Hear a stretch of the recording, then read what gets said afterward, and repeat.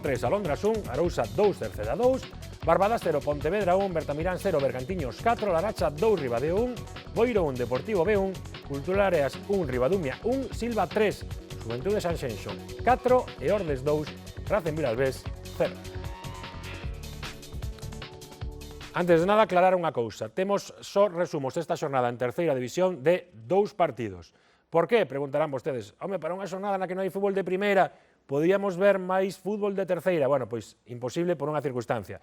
Todos os partidos de terceira esta xornada xogáronse hoxe domingo e coincidiu con partidos de segunda B aquí en Galicia con 3 que tivemos tamén que cubrir. Co encontro do Lugo no Anxo Carro, coa información da selección española en Vigo.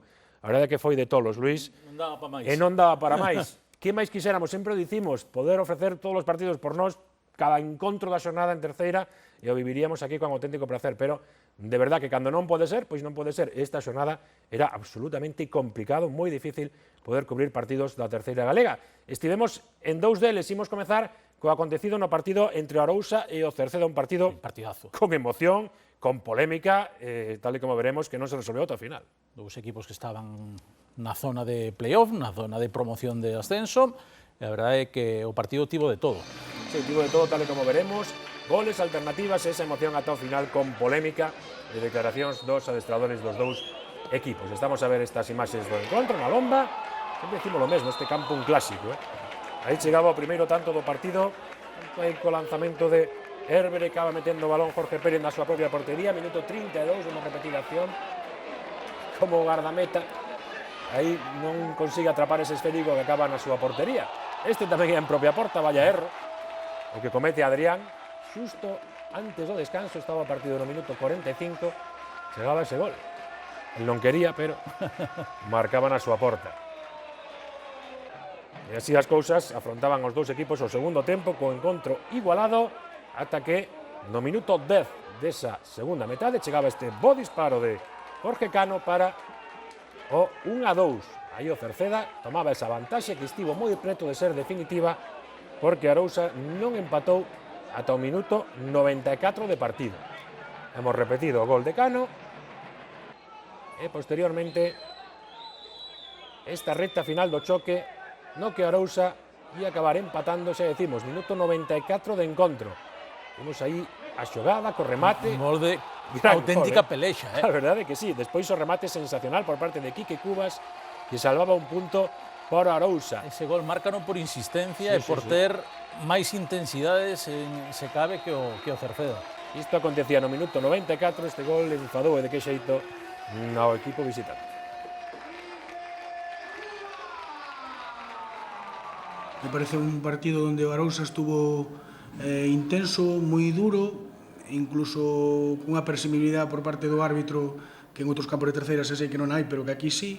Bueno, lle permite facer un tipo de partido no que calquer xogada pode poñer un gol en contra do rival, pero me parece que superiores futbolísticamente fomos nós. Y a nivel del arbitraje, pues yo creo que es correcto. Fue viril por las dos partes, yo creo que no hubo ninguna entrada fea, no creo que nosotros jugamos con la intensidad de siempre y nosotros somos un equipo de obreros, no de corbatas.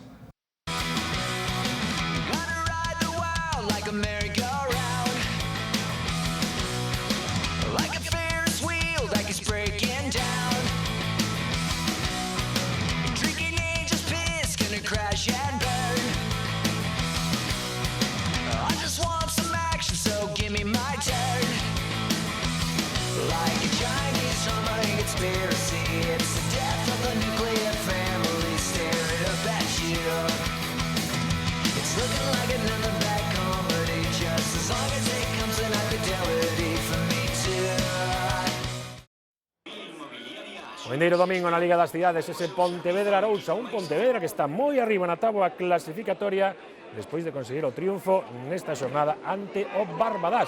0-1, nada máis comezar o partido marcaba Jacob. Non estaba en postos de promoción de ascenso Pontevedra dende a xornada quinta.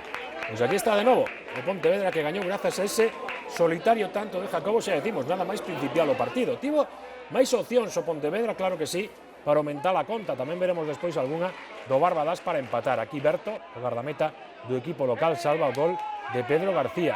Posteriormente, estación de Pablo Carnero, na que o colexiado invalida a xogada. outra de Adrián, o disparo desde a distancia. A verdade é que foi un encontro con moito traballo para Berto.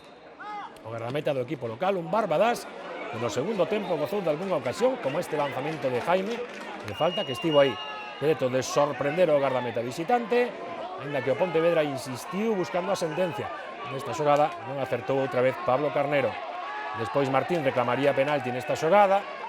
Non sei como ves, Luis, hai un pequeno contacto, acción complicada, pero non parece. Parece demasiado riguroso pitar penalti por eso. Pois aí chegaba despois o final do partido con esas últimas oportunidades para un Barbadas que o intentou ata o último suspiro do choque que acabou no triunfo do Pontevedra.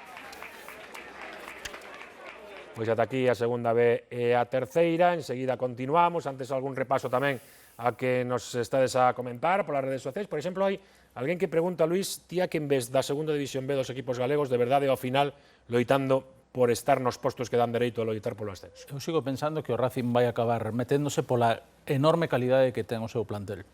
A verdade é que sí, porque pensando só nesa reacción que tivo nas últimas xornadas, sei que os equipos de Iñaki Alonso, estar, ¿no? sei que os equipos de Iñaki Alonso son tremendamente competitivos e van tratar de loitar, pero esa diferencia igual de puntos pois o pode castigar. Mira, non podo agora deixar de ler ese de Miguel que di que este programa lle dá 1000 voltas a calquera outro programa deportivo. Ti que opinas, Luis? Estás de acordo con Miguel? Pero sin Tito Ramallo Mosquera o de hoxe. Incluso cando estea Tito Ramallo Mosquera tamén.